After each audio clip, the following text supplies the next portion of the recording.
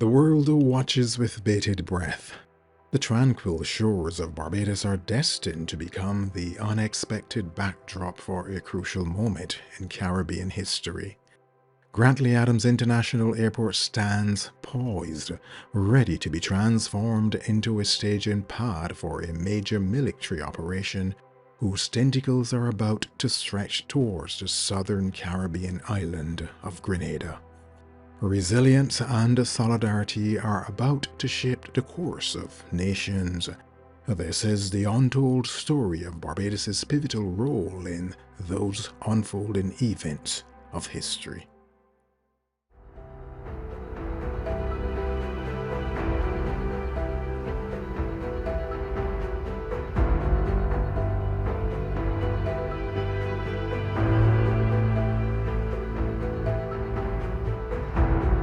However, the short-lived reign of the RMC came to a dramatic end on the morning of October 25, 1983, when 500 airborne Rangers and US Marines landed at the Point Salines Airport at the southeastern point of Grenada.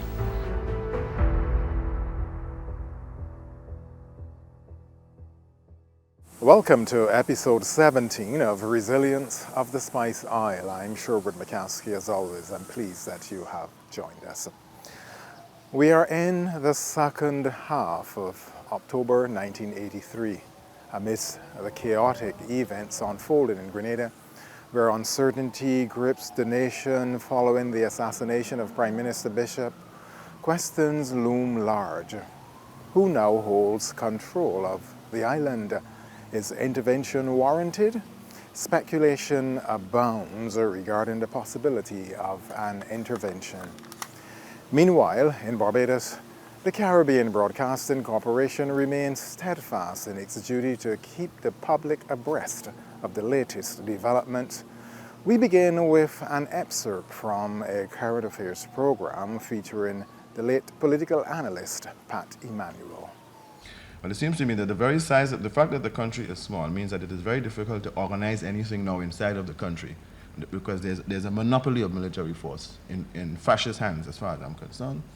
And therefore, it is very difficult. The NGM itself experienced this when they were in their formative years. The very size of the country being small, and the difficulty of secretive organization, the difficulty of terrain in which one can operate, makes it extremely difficult, logistically and otherwise, to organize anything inside the country. So it seems to me that a total demand that there should be no intervention in Grenada is a de facto recognition of the regime.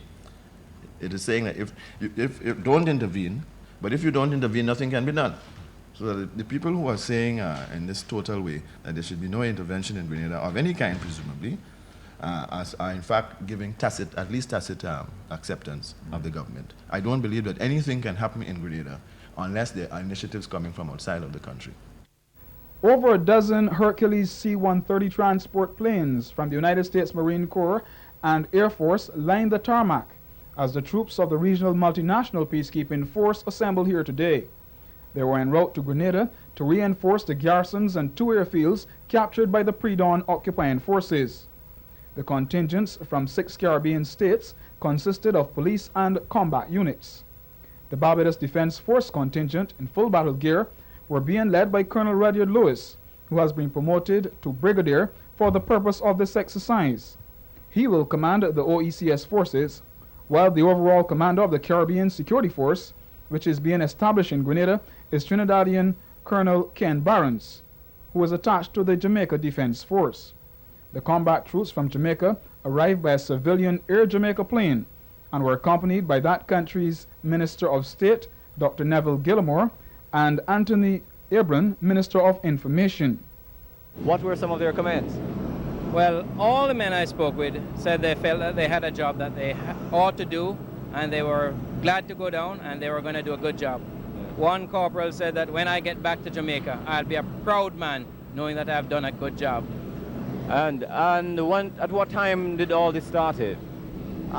We got here this morning at about 5:30. 5:30, expecting the first contingent of Air Jamaica. Air Jamaica with the first contingent. They were a bit late, they didn't get in until about 10 o'clock. When we got here at 5:30, 13 helicopters had already taken off. Heavy-duty equipment was also evident, along with what appeared to be supplies of ammunition, food, and medical supplies. The 25th of October, and I got a call from Tom Adams. He told me that he wanted me to take complete charge of the operation which is going to take place at the airport. He cannot on the phone give details, but what he will tell me is that there will be several thousand armed men passing through the airport, and he would like to everything done to facilitate their passage and the short time they'll be there on the airport. So I turned to my wife and I told her, well, I had to go to the airport. And she usually gets things, but she never used to ask any questions, never used to. Very wonderful woman. So I left for the airport and I was not able to get back home for 3 days. Because when I went to the airport there, I came through the gate there by the control tower, and I told the guard that only persons who I personally allowed to come in through that gate, the security gate, would be going, and I could be contacted in the tower complex there, give the number. So when I got there were a few Americans, some people I later discovered worked with the famous CIA, and we had the military attaché, Colonel Larry Raymond, and we had an interesting man. He was Sergeant Symes, very, very efficient soldier. And we all were there. We were joined by a few police officers, and we talked about anything other than what we all knew might happen. So there was no discussion about that. The air traffic controllers never asked anything, and eventually the ones upstairs in the control tower got very anxious seeing all these people coming in, and they started to ask questions, but they got no answers. But within the first few minutes of my arriving there, I realized if you're going to move thousands of people through the airport in the dead hours of the morning at short notice, you'll be moving them in fairly large aircraft, and therefore the fuel that we had would be exhausted in no time. In those days, let me give you the scenario. We got our fuel from the facility in Oistins. It's still there now, but we don't use it. The boats would come in and park in Oistins Bay, which is a little fishing town, and the fuel would be pumped to the tanks, which was on the land side, and then would be pumped to the airport. So I knew we wouldn't have enough fuel, and I called the person in charge of marketing at Shell, Hemraj Ramdas, and I told him, well, I want a lot of fuel, and I would like it very, very soon. So could you get a tanker in to move right away? No questions asked. I later discovered that Hemraj also knew, because it was in the air, there was something happening in Grenada, and he ordered 2 tankers, which was fortuitous because the first tanker broke down and had to be towed by the second one. The other thing about it, there was Bunce Douglas, he was the controller of customs at the time, and there's a normal thing when the boats come in, you have to check that to see they're not carrying any more fuel than they said they're carrying because their taxation was to be taken care of. So this occasion that Douglas gave permission for the boats to proceed straight to Oistins and pump the fuel ashore. We were there around 1:30 or so in the morning. One of the controllers called down to the area control center, because we had the control tower which deals with aircraft in the vicinity about to land, and the area center which they deal with the ones further out. Because our radar at the time had a range of 120 miles, and beyond that you wouldn't see anything. So they said they were seeing an aircraft in and out of our maximum range, 120, and they wanted to know what it was because it can create a danger to other airplanes, unless, you know. So the Trinidadians told them it was an RC-135, it's a spy plane. How those things work, even if you were talking on your cell phone or whatever, these things are capable of recording everything that comes up there within a certain area. They have more sophisticated aircraft now. So at that point, the person in charge of the control asked me what was going on. I never told them because we didn't want them calling up their wives and girlfriends and saying, hey, you hear what happened? And spoil the whole thing, because we had to keep this very quiet. And eventually, we had to tell the controllers what was going on, because suddenly you heard several military aircraft calling, several military aircraft. And before they could do it, they had no time to call anybody. They were so busy. And the first 3 aircraft to land were 3 Lockheed Martin C-5As. That's the biggest aircraft the Americans have. They land around 2:30, 3 o'clock Monday morning. What happened then, the whole airport came alive, because at night, to save energy, we would cut the lights on the parking apron, and otherwise we wouldn't have the lights on the runway on or anything. But now, with this influx, it's very difficult to land an airplane without runway lights. I used to fly myself, and I don't know how some people do it. Each of those C-5s had 3 Black Hawk helicopters. You probably heard about the Black Hawks. The Black Hawks had the rotors stowed in a way so they can fit inside the aircraft. They were all rolled out. They started to set the things up, roll out some ammunition, and they started to check. If you can imagine, the helicopters didn't have the doors. They just had the big machine gun and the doors there. So following those C-5s, we had a whole host of C-141s. That's the Star Lifter. That used to be the second heavy lift aircraft. And behind them was the famous C-130. So these aircraft just kept coming. So when you look down to the west, all you can see cars in the air with all the lights on and so on. And that's the best description I've given it. Terminal 2 became a temporary command post for satellite communications equipment. I should tell you, apart from asking for the fuel, I realized that these fellows are going to need to communicate. They're going to need somewhere to put their high command. They're going to need some place if they have weapons and ammunition to store them. So I arranged all these things in the old terminal, because we are now operating in the new terminal, a secure area, identify an area to put the ammunition that can be stored outside, and other areas identified for the areas in case they had to put up tents to the rest of the airport. So when they came in, they found all these things in order. But most importantly, I spoke to a man, Atwill, he's still alive, from the telephone company, and asked him to get at least 6 lines into the airport within an hour or so of my arriving there. And sure enough, the telephone company did manage to got the lines in. Those lines were all, we call it scrambled those days, we call it encrypted now, so that they can use them comfortably. So by the time the airplanes came in, there were 5 levels of communication set up. They had a secure area for their high command, which they always do that. Then we had a perimeter to protect those people. And then we got the Americans to buttress our security at the airport, because our security guards were not armed. So we got the Americans with strict instructions, because one thing I made very clear, that they were not in control of our airport. And therefore anything they want done, they'll have to get permission to do it. The police were at the first line of defense. In other words, in emergency, they will approach the police quickly to take any action. And if that doesn't work and they don't have time, well, then they may be able to go into action. So that was clearly understood. There was no maybes about it. So that's how we set up. Around in the early hours in the morning, I remember that very distinctly, because it's one of the things that Tom Adams always regretted not being able to do. You know, Tom used to walk around with a camera on his shoulder. I don't know if you remember that. But he came to the airport later, because he did say he would come later. But by the time he got there, the 9 helicopters had taken off. Try to describe what happened that morning. It was still dark, and there was just a barely discernible sliver of light in the east. But all the ground was dark and so on, and these aircraft were keeping all this racket. And then when they were ready, they all took off together in formation, flew right over the Regional Police Training School, and then dropped down below.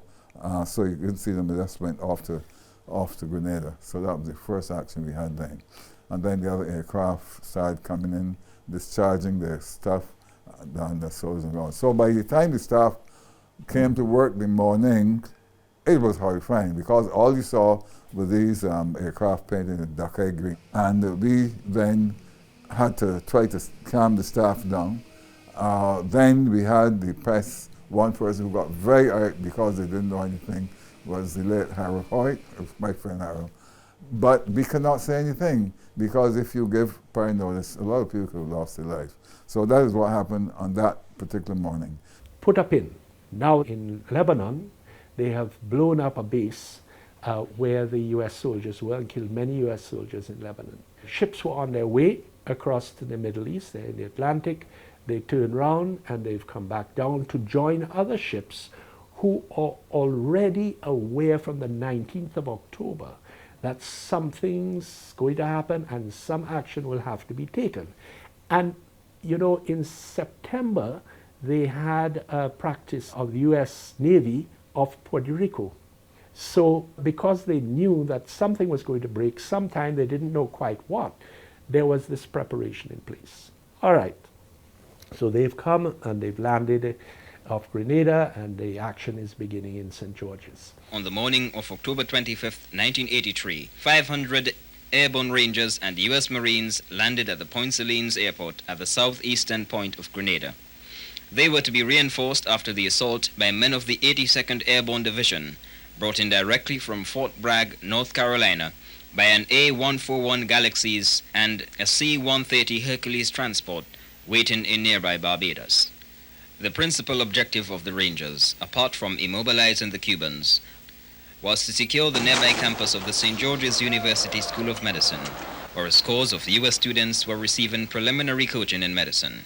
Simultaneously, the 22nd Marine Amphibious Unit, with more than 400 Marines, moved to capture the civilian airport at Pearls on the eastern coast of the island, and then to secure St. George's, the capital, situated at the southwestern end. We saw the soldiers collecting at Grand Adams. Okay?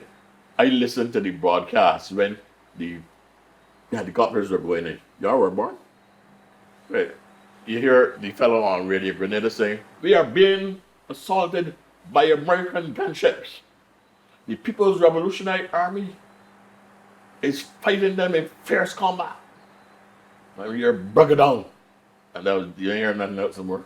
That was the end of that station, that radio station. The Americans hit it and blew the whole thing up. In silence, man.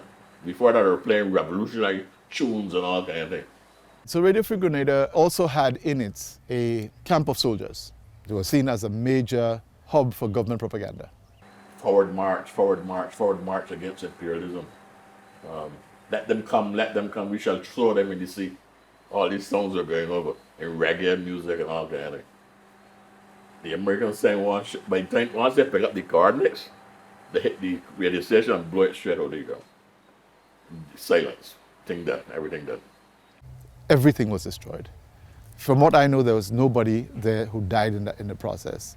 And Radio Free Grenada housed a lot of the archives of government at the time, a lot of the archives of Windward Islands Broadcasting Service before. So a lot of our history got compromised with that one act. All our recorded audio culture that was done was in there, and that was destroyed. And I'm not so sure exactly why it happened, because we actually have photographs of the American soldiers in there the morning of. So they did have access to it, but it may have been a case where they received some kind of fire from around there, and they ended up bombing the radio station. So I think that was one of the greatest loss for Grenada in terms of our heritage and our culture, because a lot of the old calypsos and things like that would have been, the only recording of them would have been in that facility. I think a lot of it too was kept at the Government Information Service, GIS, up at what would have been then the old Islander Hotel, which kind of sits above the port, the main port in St. George's. That was also bombed, and therefore a lot of the government files, government recordings, a lot of the history of the country was destroyed in those two situations. Yeah, that's pretty one of the saddest incident that took place, and I'm not quite sure that there was a need to do it. That's what I think, the thing that hurts the most. What a tragedy. The daily chronicles of Grenada found in the audio and visual format. Those chronicles were now destroyed forever. Dominican Prime Minister Dame Eugenia Charles, often regarded as the Iron Lady of the Caribbean, She left an indelible mark on history. Her pivotal role in the intervention in Grenada remains a topic of fervent discussion. While not everyone agreed with her stance, her decisive actions set her apart as a formidable Caribbean leader. Indeed, the world was stunned when she stood alongside President Ronald Reagan of the United States on that morning of the intervention, October the 25th, 1983. Now, for the first time, the sequence of events leading from her journey from Dominica to the White House in the still of the night, that sequence is being revealed for the first time. What happened was that the State Department told Eugenia Charles when the invasion started, one of you all are going to have to come up to Washington and stand beside the president and give the island's view of the story. The president cannot take this on his own. And of course, at that time, Eugenia Charles was chair of the OECS. So she was the one that had to go. But Eugenia Charles now has been going back and forth from Dominica because a lot of the meetings were held here in Barbados with Tom Adams and all the rest to discuss it, to plan and try to decide what to do about this. And so the question is, how does Eugenia Charles get to Washington on the morning as the news is breaking at 7:30 to be in front of the cameras of the world with the President of the United States in the press office in White House? And Dominica doesn't have an international airport, and it has to be kept secret. So Eugenia Charles caught a private plane. They had chartered a small plane, a small twin-engine plane from the second airport in Dominica, Canefield, just as the sun was setting, and flew to the airport at Le Rezé in Guadeloupe to await military aircraft from the United States. So she's sitting on the aircraft in Guadeloupe at Rezé, waiting for the plane, for darkness to come, and for the plane to come from the US to pick her up. She gets on that flight, and she is flown to the US. And when she arrives in Washington, the people from the State Department come and say, okay, this is top secret. From now until tomorrow morning, you are Miss Anderson. And we are going to book you in to the hotel. We can't give you Blair House, the special place for the foreign State Department guests or anything else. This is top secret. And so she was booked into the hotel. If I recall, it was the Dupont Plaza. And she was booked in as Miss Anderson. And she was told, we will be by you at 7 o'clock because we got to be in the White House for 7:30 to announce that the invasion is underway. And so she had a quick sleep. I mean, she's been traveling back and forth the day, she's exhausted. And that's why when you see in the White House, she's next to Ronald Reagan, she really looks exhausted and your makeup isn't proper. She really was under stress. Anyway, she was picked up, and when she went before the cameras, it was Miss Eugenia Charles of Dominica. And from that time, the Miss Anderson business dropped apart. Britain was involved, also Jamaica, also Barbados. Here is the Prime Minister and also the President of the United States. May I make a statement and then I shall present you. Ladies and gentlemen, on Sunday, October 23rd, the United States received an urgent formal request from the 5 member nations of the Organization of Eastern Caribbean States to assist in a joint effort to restore order and democracy on the island of Grenada. We acceded to the request to become part of a multinational effort with contingents from Antigua, Barbados, Dominica, Jamaica, St. Lucia, St. Vincent, and the United States.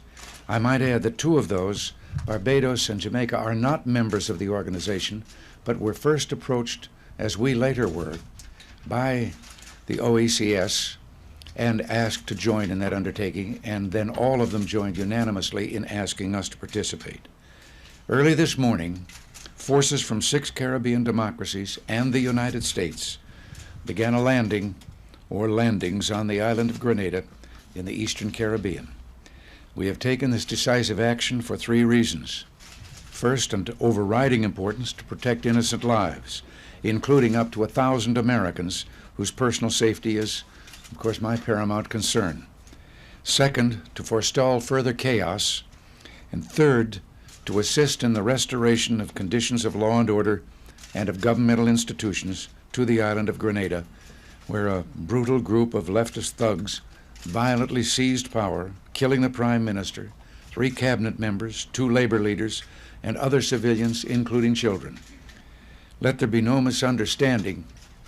This collective action has been forced on us by events that have no precedent in the Eastern Caribbean and no place in any civilized society. American lives are at stake. We've been following the situation as closely as possible. Between 800 and 1,000 Americans, including many medical students and senior citizens, make up the largest single group of foreign residents in Grenada. Our diplomatic efforts will be in close cooperation with the Organization of Eastern Caribbean States and the other countries participating in this multinational effort. And now I'm very happy and proud to present to you the chairman of the Organization of Eastern Caribbean States and the Prime Minister of Dominica, Prime Minister Charles. I think we were all very horrified at the events which took place recently in Grenada. We, as part of the Organization of East Caribbean States, realizing that we are, of course, one region, we belong to each other, our kith and kin, we all have members of our state living in Grenada. We're very concerned that this event should take place again. It is true that we have managed to live with the regime since March 79, and we felt quite clearly, and we had good reason to believe, that the Bishop regime was seeing it our way and was on the way to have elections. And we think this is the reason why himself and his cabinet were destroyed, because he realized that the pressure we put on him to have elections was worthwhile, was right, and he began to see that the democratic institutions must be put in place in any of these small countries. It is even more important in a small island state, poor island state, to have the democratic institutions. And this we have had for a long time, and we've continued it, and we wish to continue it. Grenada was an aberration in this respect. But that these men who had for all these years accepted the Bishop regime should then, for their own reasons, and I think the power-hungry reasons, decide to destroy the persons whom they had accepted as their leaders for so long, made us realize that this sort of assassination must not be allowed to continue in our country. It means that our people there are not safe. It means that Grenadians are never being given the chance to choose for themselves the country that they want. And therefore it is necessary for us to see to it that they have the opportunity to do so. To do this, we have to isolate the persons who have committed the acts that they did last week in killing off most of the cabinet. And we have to ensure that, in fact, an interim government of persons of not political greed, but persons who are good administrators and who are Grenadians, who can run the country for a few months for the pure purpose of putting the country back on the democratic status, so that elections can take place as soon as possible. This is what we want to do, so that Grenadians can choose for themselves the government they want, and not have every few years have governments imposed on them by persons' will otherwise. And you had this famous moment when Ronald Reagan, who really had been informed, he had given the papers about what it was all about, but he was caught by the press with the intense questioning. And she took the initiative and said, I will deal with this. Mr. President, do you think that the United States has the right to invade another country to change its government? But I don't think it's an invasion, if I may answer that question. This is a question of our asking for support. We are one region. Grenada is part and parcel of us, an organization, and we don't have the capacity ourselves to see to it that Grenadians get the freedom that they require to have to choose their own government. And stunned the people because, you know, this was a little woman from one of these small islands in the Caribbean. They didn't expect much of her. And all the Schultz and all these others who were standing on the side were amazed by the capacity to handle the situation. This has been episode 17 of Resilience of the Spice Isle. The series continues next week at the same time.